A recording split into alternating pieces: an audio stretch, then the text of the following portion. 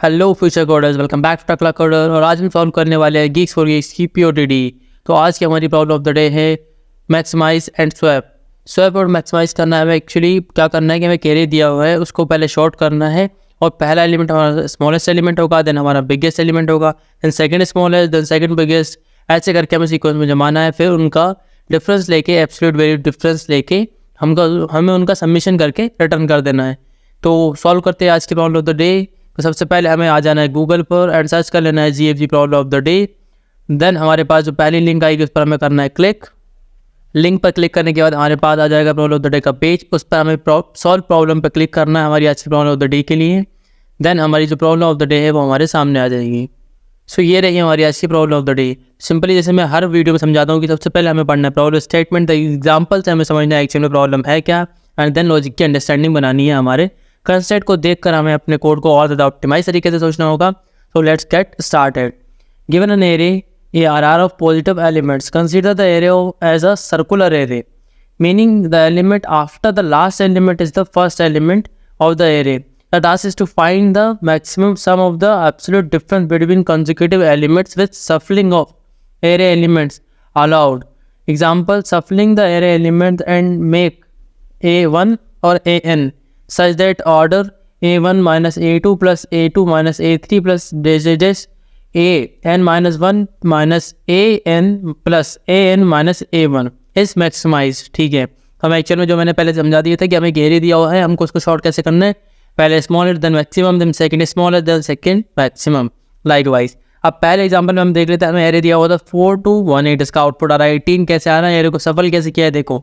1 सबसे छोटा element, then 8 सबसे बड़ा एलिमेंट, देन सेकंड 2 जो सेकंड सबसे बड़ा छोटा एलिमेंट है, देन 4 जो सेकंड सबसे बड़ा एलिमेंट है। ठीक है, sum of absolute difference between consecutive elements, okay 1 minus 8, 8 minus 2 और 2 माइनस 4 प्लस 4 माइनस 1। ठीक है, इनका टोटल कितना आ रहा है 18 आ रहा है। सेकंड क्वेश्चन देख लेते हैं, तो अब सेकंड एग्जांपल देख लेते हैं।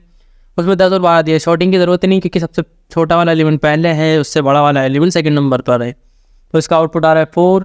No need arrangement, sum of the absolute differences 2 plus 2। Why 2 plus 2, क्योंकि देखो हम पहले कहाँ पे जाएंगे, 10 पे जाएंगे, तो 10 से आगे ही एलिमेंट है, पीछे तो है नहीं रही, तो 10 से आगे वाले को ऐड कर लेंगे, कितना 10 और 12 का डिफरेंस 2 हो जाएगा। उसके इसमें एक और लॉजिक दिख रहा है हमें कि जो डिफरेंस आ रहा है उसका मल्टीप्लाई बाई 2 कर देंगे। ठीक है, जो डिफरेंस आ रहा है उसका मल्टीप्लाई बाई 2 कर देंगे। ठीक है, अब कंस्टेंट देख लेते हैं।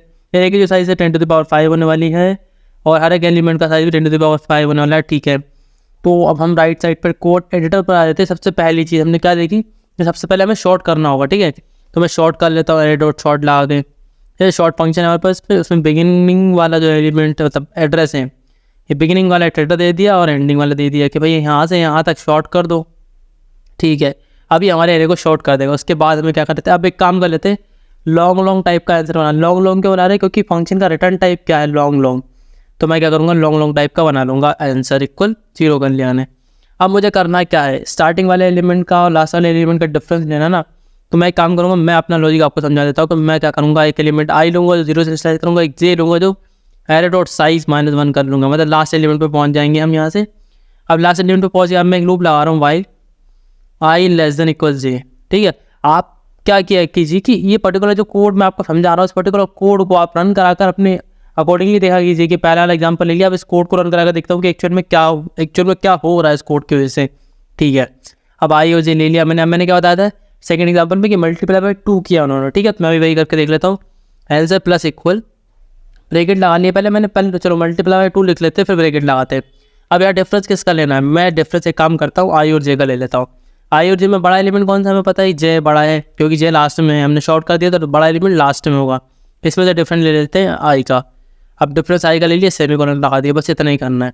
बाहर आकर रिटर्न क्या कर देना है हमें, सिंपल सा आंसर। आओ एक सेकेंड, अब यहाँ पे हमें आई और जे को इंक्रीज और डिक्रीज भी तो करना पड़ेगा, तो आई प्लस करेंगे क्योंकि वो पीछे से आ रहा है और जे पीछे जा रहा है, तो आप माइनस कर देंगे। अब इसे कंपाइल रन करके चेक कर लेते हैं कि हमारा कोड सक्सेसफुली सबमिट हो रहा है या नहीं सारे टेस्ट केसेस पर। पहले कंपाइल रन करके सैम्पल टेस्ट केस पे चेक होगा, सैम्पल टेस्ट केस पे रन कर चुका है, तो कंट्रोल प्लस एंटर दबाएंगे तो हम सबमिट करके अब चेक कर लेते हैं कि ये पर्टिकुलर कोड सारे क्वेश्चन पे मतलब सारे टेस्ट केसेस पे पास हो रहा है नहीं। सो सक्सेसफुली ये कोड सारे टेस्ट केसेस पे पास हो रहा है, एग्जीक्यूट हो रहा है successfully. So thank you so much for this particular video, we will meet in the next video and one more thing, आप इस कोड को पूरा किसी भी टेस्ट केस पर चला के देखें, उसके बाद में कोड से अंडरस्टैंडिंग बनाएं। इसके अलावा एक बेसिक लॉजिक भी आप लगा सकते हैं कि एक नया वेक्टर बना लें, उसके अंदर पहला एलिमेंट मतलब small less than biggest element, small less biggest, ऐसा करके आप अरेंजमेंट जमा के फिर मैनुअली आप जैसा उसमें एग्जाम्पल में दिया हुआ था, रोल स्टेटमेंट में दिया हुआ था, वैसे आप ट्राई कर सकते हैं। सो अभी के लिए इतना ही। Thank you so much once again.